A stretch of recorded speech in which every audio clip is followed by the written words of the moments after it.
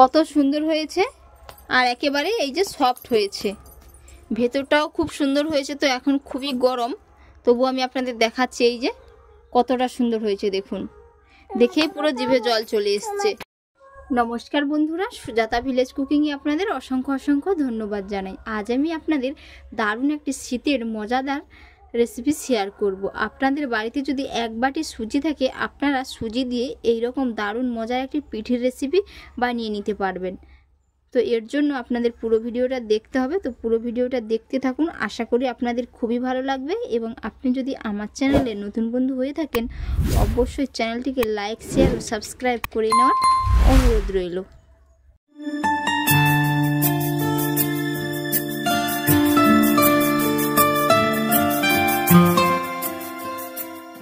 শুধুমাত্র এক বাটি সুজি দিয়ে আপনারা কিন্তু বাড়িতে এই শীতে দারুণ মজার একটি পিঠের রেসিপি বানিয়ে নিতে পারবেন। এর জন্য কড়াইয়ের মধ্যে আমি 2 বাটি জল দিয়ে দিচ্ছি। তো আপনারা এখানে জলের পরিবর্তে লিকুইড দুধও ব্যবহার করতে পারেন। জলটা খুব ভালো করে ফুটিয়ে নেব।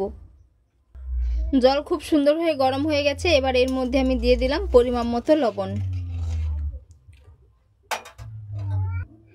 যে বাটির মাপ করে আমি জল দিয়েছি সেই বাটির মাপ করে 1 বাটি সুজি দিয়ে দিচ্ছি। দিয়ে খুব সুন্দর করে সফট একটি ডো তৈরি করে নেব।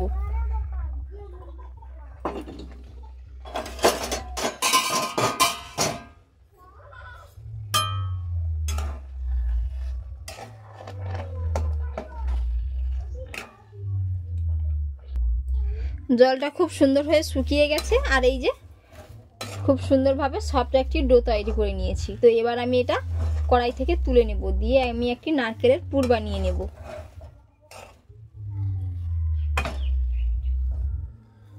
এটা নামিয়ে আমি কিছুক্ষণের জন্য ঢাকা চাপা দিয়ে একটু রেস্টে রেখে দেব 5 মিনিটের জন্য।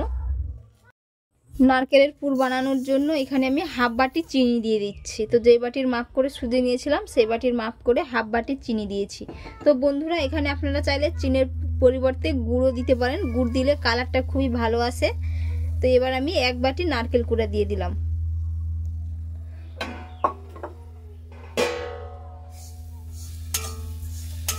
এইভাবে নাড়তে থাকবো।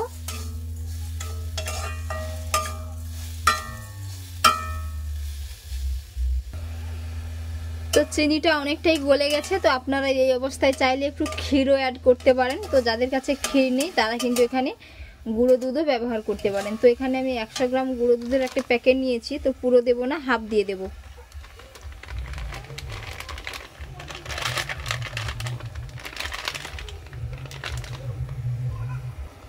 চুলার ফ্লেমটাকে একেবারেই লোতে রেখে মিশিয়ে নিতে হবে, না হলে দলা পেকে যাবে।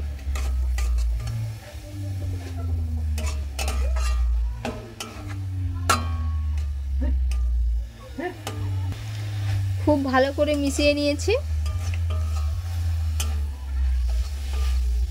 তো ওটা একটু টান টান ভাব চলে এলে তখনই কিন্তু নামিয়ে নেব। এই যে অনেকটাই কিন্তু শক্ত শক্ত হয়ে গেছে, এবার আমি নামিয়ে নেব।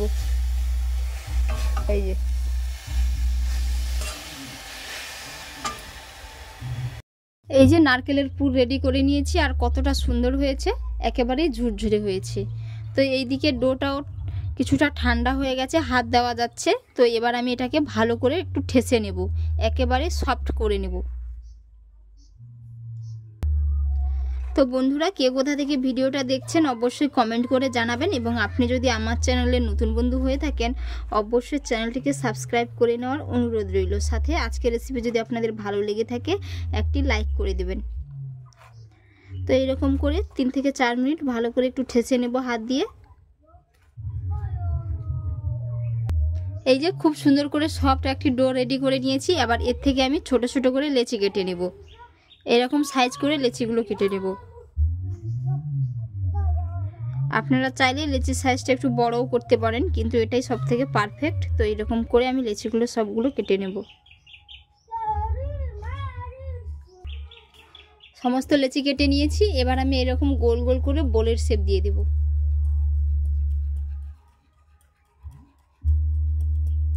এই যে এক এক করে সমস্তগুলো দিয়ে দেব। সমস্তগুলো বোলের শেপ দিয়ে দিয়েছি। এবার এগুলো আমি এরকম করে টুপির মতো করে নেব বা বাটির মতো সাইজ করে এরকম করে নিতে হবে। যেরকম আমরা পুলি পিঠে বানাই ঠিক একই রকমভাবে এটাও বানিয়ে নিতে হবে।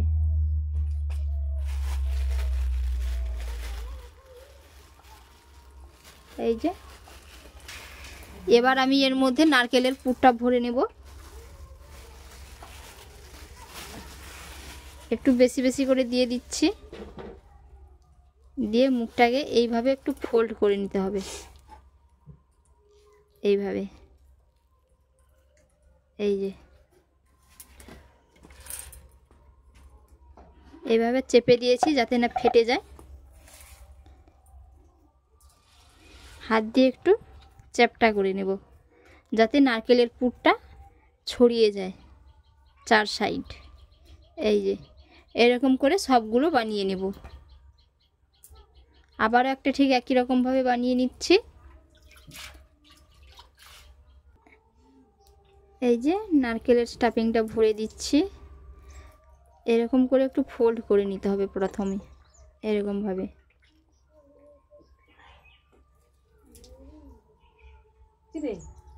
এই যে হয়ে গেছে। এক এক করে সমস্তগুলো আবার আমি বানিয়ে নেব।